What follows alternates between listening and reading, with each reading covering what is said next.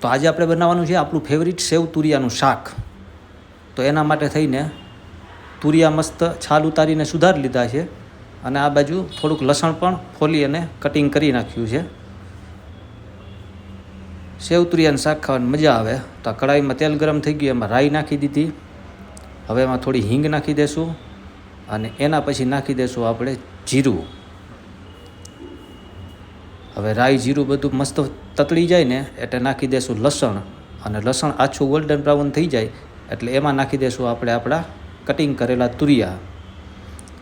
અને તુરિયાને આપણે ખાલી તેલમાં જ પકાવી લેશું. થોડું મીઠું નાખી દે એટલે તુરિયા પાણી છોડી દે ને તો જલ્દીથી પાકી જાય. પછી એમાં થોડી હળદર નાખી દઈશું અને એ પાકી જાય એના પછી એમાં મરચાંની ભૂકી અને ધાણા જીરું નાખી દઈએ. અને હવે આ બધાને મિક્સ કરી નાખીએ અને આપણા મસાલા બળી ન જાય એટલે થોડું અમથું એમાં નાખી દઈએ આપણે પાણી, અને આને ઢાંકીને થોડી વાર માટે થઈને ચડવા દઈએ. તો આ બની ગયું છે આપણું તુરિયાનું શાક. હવે ખાવા ટાઈમે આપણે ઉપરથી એમાં નાખી દઈશું સેવ. તો હાલો બધા ખીચડી સેવ તુરિયાનું શાક ખાવા.